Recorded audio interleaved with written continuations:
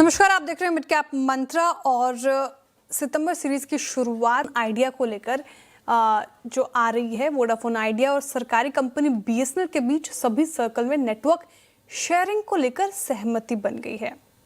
सूत्रों के मुताबिक कंपनी के सीईओ ने मंगलवार को बीएसएनएल के सीएमडी से मुलाकात की है। इससे दोनों कंपनियों को इसका फायदा कैसे होगा, ये सब समझ लेते हैं। हमारे साथ असीम जी जुड़ रहे हैं। असीम जी, गुड आफ्टरनून। दोनों शेयर करेंगे, क्या खबर आ रही है? फिर दोनों वोडाफोन और आइडिया और साथ ही बीएसएनएल को ऐसे में कैसे फायदा पहुंचाएगा? देखिए, सरकारी कंपनी बीएसएनएल बहुत तेजी से 4G सेवाओं की शुरुआत कर रही है। कंपनी ने अभी तक 1 लाख टावर लगाए, लेकिन ये पूरे देश में सेवाएं देने के लिए काफी नहीं है। बहुत जगह पर अभी भी गैप्स हैं। तो सरकार चाहती है कि कंपनी किसी ऐसी कंपनी के साथ करार करे और आगे चल करके सर्विसेज देने के लिए उसको काफी आसान हो जाए। ये भी बता दूं कि पहले कंपनी का वोडाफोन आइडिया ने करार किया हुआ है। वोडाफोन आइडिया जो बीएसएनएल के ग्राहकों को दिल्ली और मुंबई के अंदर रोमिंग की सर्विसेज उपलब्ध कराती है, लेकिन ये सिर्फ इंटर सर्कल रोमिंग है, इंट्रा सर्कल रोमिंग इसमें नहीं है।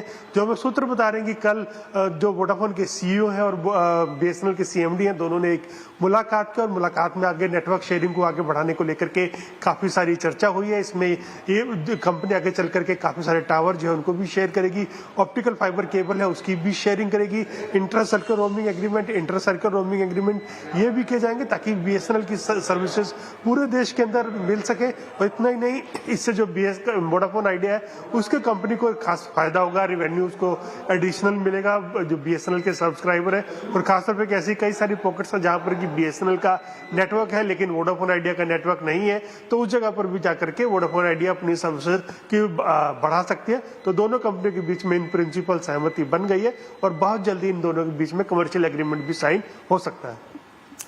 वर्चुअल एग्रीमेंट इन दोनों कंपनियों के बीच साइन हो सकता है और उसका अपडेट आप सिर्फ और सिर्फ सीएनबीसी आवाज पर पहली बार देखेंगे। बहुत शुक्रिया असीम जी जानकारी के लिए, और लगातार आपसे बातचीत होती रहेगी इस मुद्दे पर। लेकिन वोडाफोन आइडिया को लेकर ये बड़ी खबर, इनफैक्ट वोडाफोन आइडिया और बीएसएनएल दोनों के लिए पॉजिटिव चीजें आती हुई सामने। चलिए इसी के साथ